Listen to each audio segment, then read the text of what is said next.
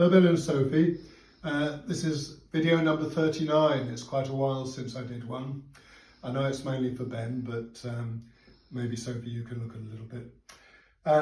This is a model of Malaya in 1941, and the Japanese have just invaded. It's not long after Pearl Harbor, and they've landed at Kota Baru,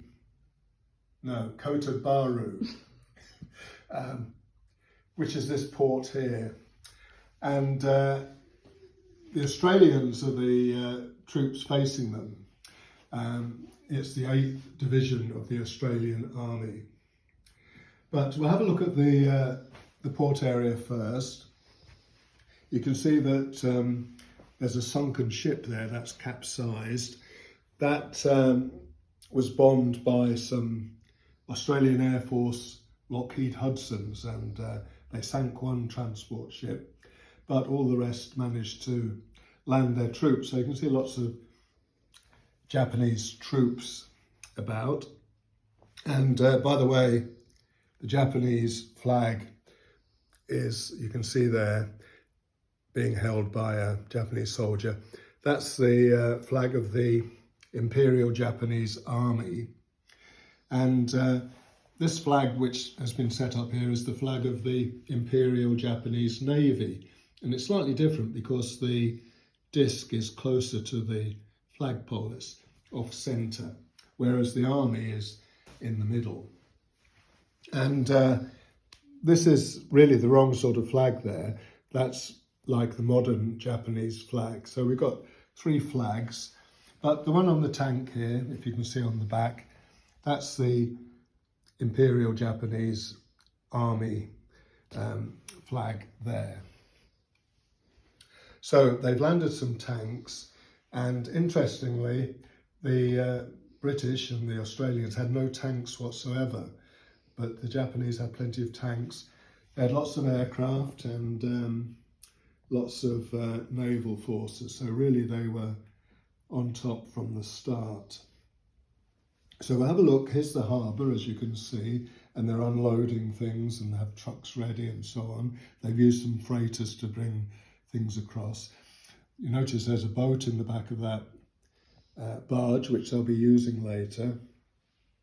And then there's an area of, not exactly swamp, but jungle. And then the Blue River here. And the Australians have been told to hold the river, hold the bridges at all costs, because that will stop the Japanese advancing. Now the Australian flag you can see there, and if you look closely at an Australian soldier, you'll see he's wearing a slouch hat, which is traditional army headgear for the Australian Army. And as we said, they have no tanks. They've got some armoured cars, you can see one over there, and another one set up on the top of the hill here. They've got some field guns. Now the Major General Gordon Bennett has set up his headquarters down by the river because there's a couple of underground storage areas which are bomb-proof, so he thought it's best to be close to that in case there are air raids. But maybe it's not the best place to control things. It's tropical because it's Malaya, that's why you can see so many palm trees. And here's a village, a kampong, that's what you call a village in Malaya. And the people have vegetable gardens. These are rows of vegetables, I don't know what sort, but they are dotted around, and each day the people go out and tend their vegetables. And the railway from the port goes through here. There's a little station. There's a train which has just stopped. It just got out in time before the Japanese landed, and it's on its way to Kuala Lumpur. Now the Australians have blocked the 2 roads because they're expecting the Japanese to advance along the roads up to the trestle bridge, which also, no, it's not a trestle bridge, girder bridge, which also has the rail line running through it, And then the other brick bridge, the high level bridge, is a road bridge, and they've tried to block the entrance to that as quickly as they can.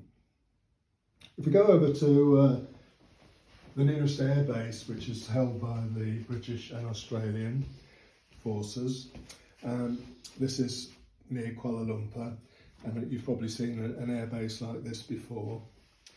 But the British are very short of planes, and they've got these Vickers Wildebeest planes, and you can see they're biplanes, so they're out of date, and they're torpedo bombers. You can see it's got a torpedo slung underneath, but they're very slow and not easily manoeuvrable. So that's the best the British can do, and it's not really good enough because the Japanese have a type of plane, which I'll show you,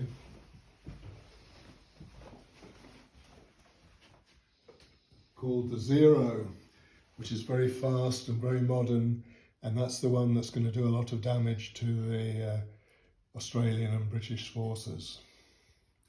So that's the introduction, and just about everything. Maybe just mention that the defences are a bit weak, but there is one gun emplacement here, a small one, with a gun which covers the approaches to the girder bridge. And I think next time we can do the battle and see what happens. Bye-bye.